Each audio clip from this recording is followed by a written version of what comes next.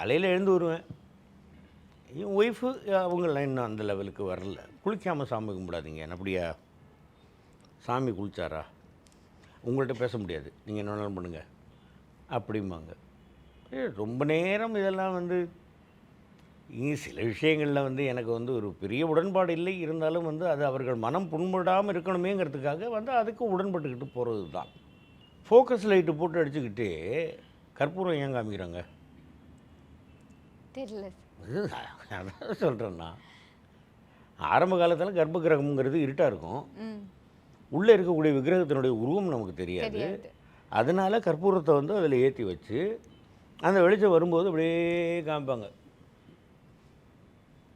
அப்படியே காமிக்கும் பொழுது ஓஹோ இதுதானா அப்படி இப்போ திருவந்தேரா ஜாவரணோ திருவந்த் ஏகோ பிரகஸ்பதிக்கு திருவந்த் இந்திர சாக்னிஷ்ட இப்படி சொல்லிக்கிட்டே பண்ணும்பொழுது இந்த மந்திரம் நம்ம காதில் விழும் பொழுது கான்சன்ட்ரேஷன் அங்கே போகும்.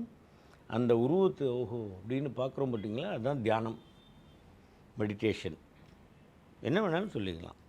அதை பார்த்தோன்னே வெளியில் வந்த உடனே அந்த கற்பூரத்தை கொண்டு வந்து காமிப்பாங்க. அப்போது உள்ளே இருட்டாயிடும். மறுபடியும் கர்ப்ப கிரகம், கருவறை அப்படிங்கிறது வெளியில் கொண்டு வந்தோடனே இந்த கண்ணாடியை போட்டுக்கிட்டே அப்படிலாம் பண்ணக்கூடாது. கண்ணாடியை கழட்டி 2 சைடு மேலே வந்து கற்பூரம் சூடாக இருக்கும், சைடில் கொண்டு போனால் பதமான சூடு, அதில் கை உரைக்கிற வரைக்கும் வச்சுருந்து இப்படி கண்ணில் ஒத்திக்கிட்டிங்கன்னாக்கா இந்த கண்ணில் இருக்கிற ரத்த நாளமெல்லாம் விரிவடையும். அதுதான் 6:20 காலையில் சூரியனை கும்பிட்றதுக்கும். சின்ன வயசில் கண்ணில் அப்போ அடிபட்டுருச்சுனாக்கா துணியை ஊதி கண்ணில் வைப்போம் தெரியுமா, இந்த டெக்னிக் தான் அது கற்பூரத்துக்கு. சரிங்க. வேறு ஒன்றும் நீங்கள் 5 ரூபாய்க்கு கற்பூரம் கொளுத்துட்டு 5 நிமிஷம் கூட படிக்காமல் இருந்த பரீட்சையில் பாஸ் பண்ணுவீங்களா? இல்லை. அப்புறம் அது சாமியே ஒத்துக்க மாட்டேன், திட்டுவார், போய் படுற போடான்னு.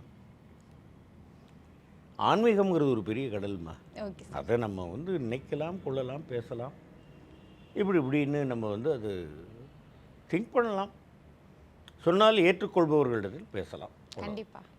அனைத்து நோய்களுக்குமான குணம், அழகு தரும் மூலிகைகள், ஆரோக்கியம் தரும் மருத்துவர்கள். டாக்டர் ஸ்ரீவர்மாஸ். அழகும் ஆரோக்கியமும்.